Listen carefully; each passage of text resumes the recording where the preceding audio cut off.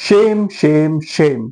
It's a big shame कि India इतने करीब आकर मैच नहीं जीत पाई। जब जसप्रीत बुमराह बॉलिंग करने नहीं आए तो यह क्लियर हो गया था कि 160 is not going to be good enough. Siraj और प्रसिद्ध कृष्णा का कोई बैकअप बॉलर भी नहीं था। नीतीश रेड्डी उस लेवल पे नहीं है कि नीतीश रेड्डी आके देख he can run through a side. वो आपको एक एक तरीके से आप कह सकते हो जैसे ब्यू वेबस्टर है ऑस्ट्रेलिया के लिए। नीतीश रेड्डी कुछ ओवर्स फेंक सकते हैं to give rest to the fast bowlers for the next spell. लेकिन पूरा जो आप कह सकते हो प्रेशर आ गया सिराज और प्रसिद्ध कृष्णा के ऊपर। और इस प्रेशर में जनरली क्या होता है कि कुछ बॉलर्स ब्लॉसम करते हैं, लेकिन सिराज हमेशा से वही बॉलर रहे हैं जो एक इनिंग में अगर अच्छी बॉलिंग कर लें तो अगली इनिंग में बता देते हैं कि मैं भरोसे के लायक नहीं हूं, और सिराज ने वही किया। इतने रन्स लीक कराए, पहले 4-5 ओवर में ही 35-40 रन बन गए थे, और वही क्लियर हो गया था कि ये टारगेट इंडिया डिफेंड नहीं कर पाएगी। प्रसिद्ध कृष्णा ने बाद में बढ़िया बॉलिंग की, 3 विकेट लिए और एक पॉजिटिव साइन दिया कि शायद अगर प्रसिद्ध कृष्णा को बैक किया जाए। अभी तो उन्होंने 2 टेस्ट साउथ अफ्रीका में खेले थे, उसके बाद उन्हें खिलाया ही नहीं गया और सीधा ये बॉर्डर गावस्कर ट्रॉफी का आखिरी टेस्ट खेलने आए। तो इससे आप इमेजिन कर सकते हो कि कितनी बढ़िया प्लानिंग की है टीम इंडिया ने, कैप्टन ने, कोच ने, पूरी बीसीसीआई की तरफ से कितनी जबरदस्त प्लानिंग रही है। बुमराह इंजर्ड हुए तो आपके पास बॉलर्स ही नहीं है। शमी को लेकर भी एक काफी टाइम से उनकी इंजरी को लेकर बात चल रही थी, तो मेरे ख्याल से जो होम सीरीज हुई थी बांग्लादेश के साथ, न्यूजीलैंड के साथ, वहां पर कुछ और बॉलर्स को ट्राई किया जा सकता था, लेकिन ऑफ कोर्स जो होना था वो हो गया। बात करते हैं इस मैच की। बिगेस्ट प्रॉब्लम ये थी कि 160 जितना छोटा टारगेट दिया ही क्यों गया। विराट कोहली, इनको सबसे ज्यादा रिस्पॉन्सिबिलिटी लेनी चाहिए, लेकिन वो अभी सपने देख रहे हैं कि वो टीम इंडिया के अगले कैप्टन बन जाएं। इनफैक्ट विराट कोहली के फैंस वीडियोस डाल रहे हैं कि अरे विराट कोहली की को जैसे ही कैप्टेंसी मिली मैच पलट गया। भाई सेकंड इनिंग्स तो पूरी विराट कोहली ने कैप्टेंसी करी, तो क्यों 4 विकेट ही गिरे? पूरे के पूरे गिर जाने चाहिए थे। पहले 3 ओवर में जब 35-40 रन बने तो क्या हो रही थी विराट कोहली की कैप्टेंसी। और फिर ओछी हरकतें कर रहे थे ऑस्ट्रेलियन क्राउड के साथ, अपनी पॉकेट दिखा रहे थे, क्योंकि उनको मालूम है कि ब्रॉडकास्टर्स को इससे मसाला मिलेगा और फिर ब्रॉडकास्टर्स प्रेशर डालेंगे।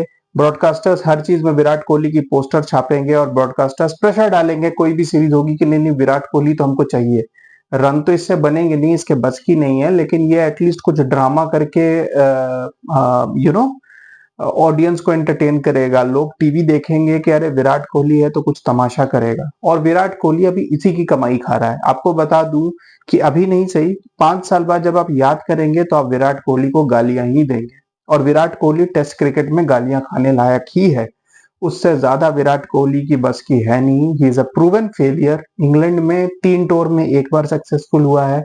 और आपको यह भी बता दूं कि विराट कोहली की जो 30 इंटरनेशनल टेस्ट सेंचुरीज हैं सीना कंट्री में से, उसमें सिर्फ 2 सेंचुरीज मैच विनिंग रही है। एक इंग्लैंड के खिलाफ 2018 के टूर में तीसरा टेस्ट, और एक अभी जो पर्थ में जो फ्री की सेंचुरी थी जो यशस्वी जायसवाल और केएल राहुल सारा डैमेज कर चुके थे वो। इसके अलावा इनकी कोई भी सेंचुरी में इंडिया जीती नहीं है। ऑस्ट्रेलिया में इन्होंने बाकी जो भी सेंचुरीज बनाई हैं वो या तो ऑस्ट्रेलिया जीता है या ड्रॉ हुआ है। और विराट कोहली अभी भी वही ऑफ स्टंप की प्रॉब्लम से जूझ रहे हैं। इंग्लैंड टूर में तो खैर मुझे चांस ही नहीं लगता कि ये गस एटकिंसन को फेस कर पाएंगे। स्कॉट बॉलैंड ने जो इनका बाजा बजाया है, गस एटकिंसन तो इन्हें नचा के रखेंगे। और क्रिस वोक्स हैं, ये सारे जितने स्विंग बॉलर्स हैं विराट कोहली की बस की नहीं है। तो प्लीज बीसीसीआई, पैसों एक बहुत है बीसीसीआई के पास, लेकिन बीसीसीआई का भी लालच खत्म नहीं होता जो विराट कोहली को कोशिश करते हैं किसी ना किसी वे में बेचते रहें।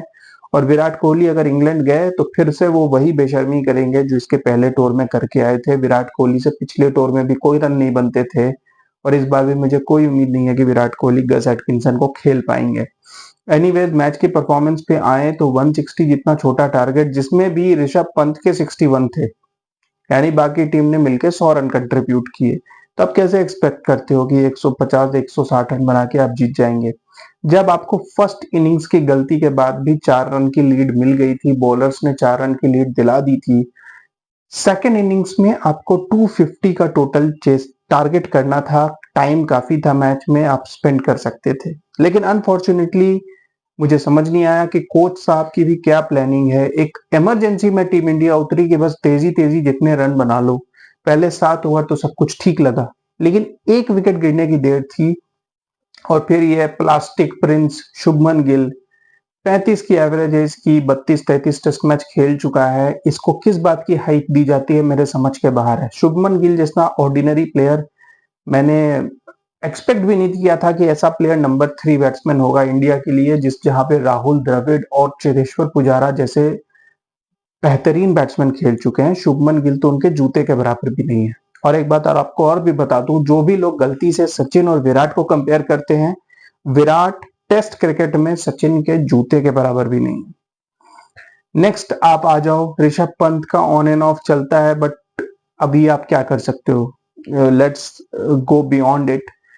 रोहित शर्मा ऑफ कोर्स इस टेस्ट मैच में नहीं खेले, लेकिन अब मुझे लगता है कि एक टाइम आ गया है जब टीम इंडिया को सीरियसली सोचना होगा कि क्या उनकी जो टॉप 7 टॉप 8 है उसमें कोई ढंग के टेस्ट क्रिकेटर बचे भी हैं। साई सुदर्शन डोमेस्टिक में टॉप के परफॉर्मर हैं, उनको टीम में जगह नहीं दी जाती। अभिमन्यु ईश्वरन डोमेस्टिक में टॉप के परफॉर्मर है, उनको स्क्वाड में लिया गया लेकिन मैचेस नहीं दिए गए। मेरे ख्याल से नंबर 1 और नंबर 3 पे अब अभिमन्यु ईश्वरन और साई सुदर्शन को ट्राई करना चाहिए।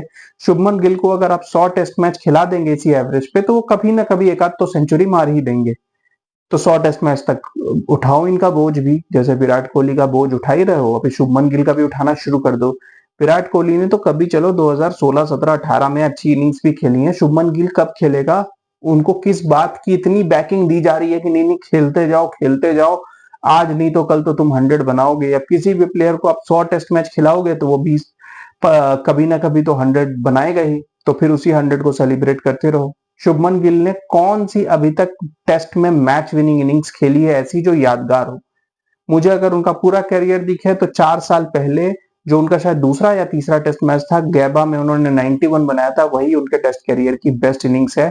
बाद के उनके जो 2-3 100 हैं वो भी होम में जनरली उस टाइम पे आए हैं जब फर्स्ट इनिंग्स में बड़ी लीड मिली हो, या ये जैसे विराट कोहली को फ्री के 100 उठा रहे थे अभी पर्थ में, उस तरीके के 100 से। शुभमन गिल की कोई 100 आप उठा के देख लो, ना तो सीना कंट्री में एक भी 100 है और कोई भी इनकी 100 ऐसी नहीं है। आप उस मैच का स्कोरबोर्ड निकाल के देख लो जहां पे उन्होंने कोई जबरदस्त इनिंग्स खेल के मैच बचाया हो।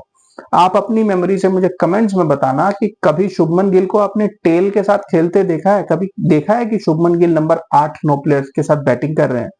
हुआ ही नहीं है, क्योंकि शुभमन गिल उस लायक ही नहीं है कि वहां तक वो टिक पाए।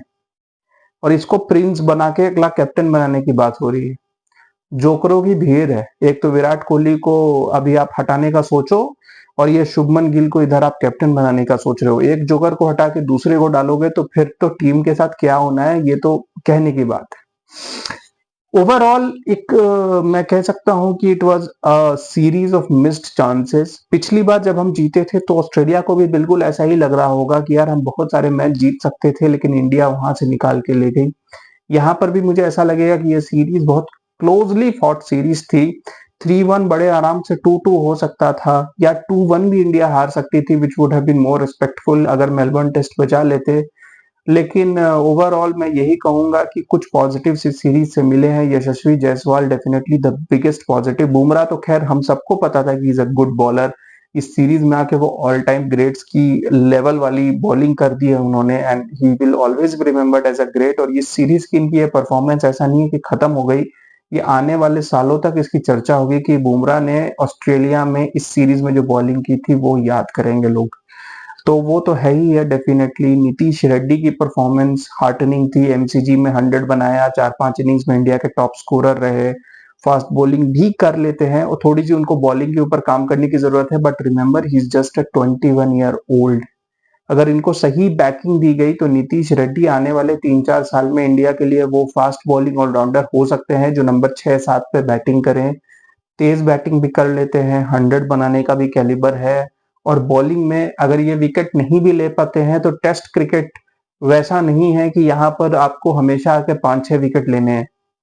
अगर नीतीश रेड्डी वो बॉलर भी बन जाते हैं जो at least first change second change आके कुछ 4-5 ओवर के स्पेल डाल सके जिसमें वो एटलीस्ट इकोनॉमिकल बॉलिंग कर सकें और थोड़ा फास्ट बॉलर्स को रेस्ट दे सके, उनकी बॉलिंग की वजह से बुमराह, शमी, सिराज, इन सबको थोड़ा एक रेस्ट मिल जाए तो भी ठीक है, अगर दिन के 12-15 ओवर फेंकने के इनकी कैलिबर हो ओवरसीज टेस्ट्स में।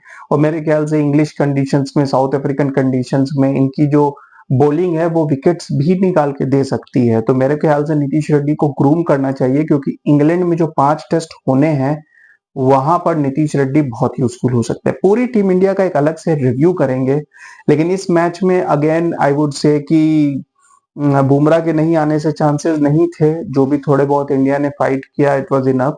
स्टीव स्मिथ अनफॉर्चुनेट रहे कि 9,999 रन्स के उनके करियर के टोटल रन्स पर वो उनको एक ऐसी बॉल मिल गई प्रसिद्ध कृष्णा की जो ज्यादा बाउंस कर गई और वो गली में कैच दे बैठे। लेकिन ज्यादा वेट करने की उनको जरूरत नहीं है। अगले ही महीने श्रीलंका में 2 टेस्ट मैचेस हैं ऑस्ट्रेलिया के, और वहां पर स्टीव स्मिथ डेफिनेटली जैसे ही पहला रन लेंगे उनके 10,000 रन पूरे हो जाएंगे, तो it will be a great achievement. मेरे ख्याल से विराट कोहली यहाँ तक नहीं पहुंच पाएंगे, बट लेट्स सी, क्योंकि बीसीसीआई उनको अंधी बैकिंग दे रही है तो हो सकता है कि कर भी लें। लेकिन जब तक वो वहां पहुंचेंगे मेरे ख्याल से he will be the slowest and the worst ever to reach 10,000 runs. बाकी टीम के इंडिविजुअल रिव्यूज की एक अलग से वीडियो आएगी इंडिया और ऑस्ट्रेलिया के, उस पर बात करेंगे हर प्लेयर के बारे में। Keep watching guys, thank you.